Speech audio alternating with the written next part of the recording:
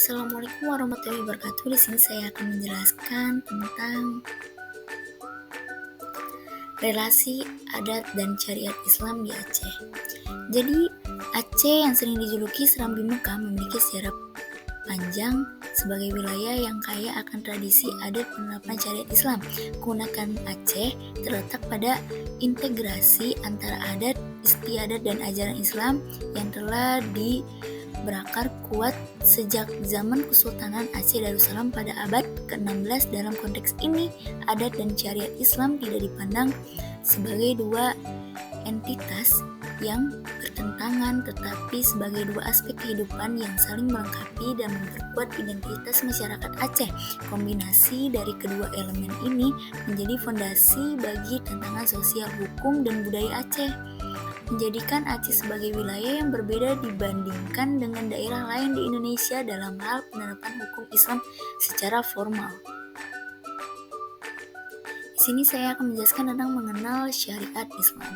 Mengenal syariat Islam adalah sistem hukum dan pedoman kehidupan yang bersumber dari Al-Quran, hadis, ijma atau kesepakatan para ulama, dan kias analogi hukum yang mengatur seluruh aspek kehidupan manusia, baik individu maupun sosial. Kata syariat berasal dari bahasa Arab yaitu syariah, yang secara harfiah berarti jalan atau cara yang lurus menuju sumber air.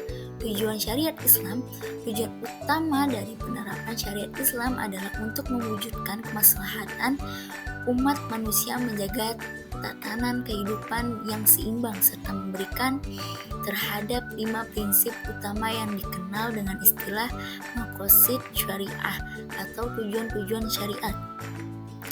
Prinsip-prinsip ini meliputi yang pertama menjaga agama, hifz ad-din, yang kedua menjaga jiwa, hifz an-nafs, yang ketiga menjaga akal, hifz al-akal, yang keempat menjaga keturunan, hifz an-nasal, yang kelima menjaga harta, hifz al-mal. Manfaat syariat Islam dalam kehidupan. Penerapan syariat Islam diberikan berbagai manfaat bagi individu dan masyarakat. Manfaat-manfaat ini mencangkup dimensi spiritual, sosial, moral, serta ekonomi yang secara keseluruhan berperan dalam membangun kehidupan yang adil dan sejahtera. Yang pertama menciptakan kesejahteraan spiritual, yang kedua menjaga keadilan, kedamaian sosial, yang ketiga menguatkan moralitas individu, yang keempat menjamin keseimbangan ekonomi, yang kelima membangun tatanan keluarga yang kuat, yang keenam mengajarkan tanggung jawab sosial. Selanjutnya di sini saya akan menjelaskan tentang definisi adat. Adat merupakan istilah yang berasal dari bahasa Arab yaitu adat, yang berarti kebiasaan, tradisi atau perilaku yang telah menjadi bagian dari kehidupan masyarakat suatu kelompok atau komunitas. Secara umum, adat merujuk pada norma, nilai, aturan diterima dan dipatuhi oleh masyarakat dalam menjalani kehidupan sehari-hari. Adat dapat meliputi berbagai aspek secara cara berpakaian, pola perilaku, tata cara pernikahan, penyelesaian konflik, dan upacara-upacara tertentu yang berkaitan dengan peristiwa penting dalam kehidupan seperti kelahiran, kematian, dan pernikahan. Pandangan Islam terhadap adat. Dalam konteks Islam, adat memiliki tempat yang penting dan diakui sebagai integral dalam kehidupan umat muslim. Pandangan Islam terhadap adat tidak bersifat eksklusif, melainkan lebih pada pendekatan yang inklusif. Dalam hal ini, Islam tidak menolak adat selama adat tersebut tidak bertentangan dengan prinsip-prinsip syariat. Dengan kata lain, adat yang selaras dengan nilai Islam dapat diterima dan bahkan dipromosikan dalam kehidupan masyarakat muslim. Yang pertama, adat sebagai penguat syariat. Yang kedua, adat sebagai kebudayaan yang hidup. Yang ketiga, toleransi terhadap adat. Yang keempat, penerapan adat dalam kehidupan sehari-hari. Yang kelima, adat dalam konteks hukum. Yang keenam, kritik terhadap adat yang bertentangan dengan syariat. Yang ketujuh, adat dalam perspektif maqasid syariat. Selanjutnya saya akan menjelaskan tentang relasi adat dengan syariat Islam. Jadi relasi antara adat dan syariat Islam merupakan fenomena sosial yang kompleks dan dinamis. Hubungan ini tidak hanya terbatas pada pengakuan atau penolakan adat, tetapi mencakup interaksi yang lebih dalam di mana keduanya saling mempengaruhi dan membentuk norma-norma kehidupan dalam masyarakat Muslim. Dalam konsep ini adat dapat berfungsi sebagai wadah di mana syariat dapat diterapkan dan diterima oleh masyarakat sekaligus menjadi sarana untuk menjaga keteraturan sosial.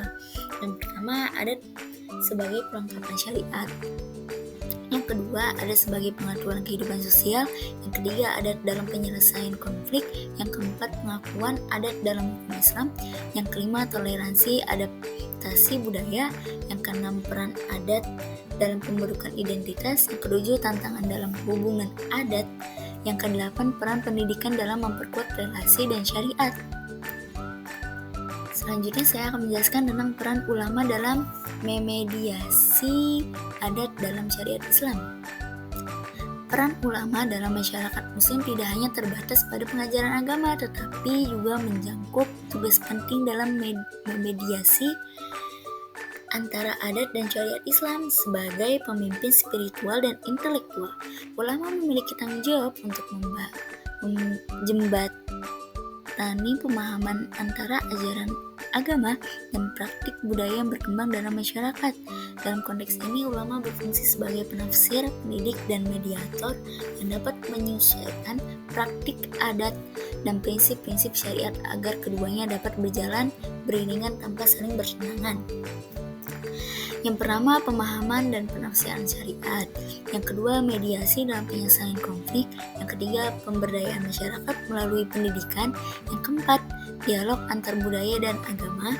Yang kelima, menghadapi tantangan modernisasi. Yang keenam, menghadapi tantangan modernisasi. Yang ketujuh, advokasi untuk keadilan sosial. Yang kedelapan, peran mediasi dan teknologi.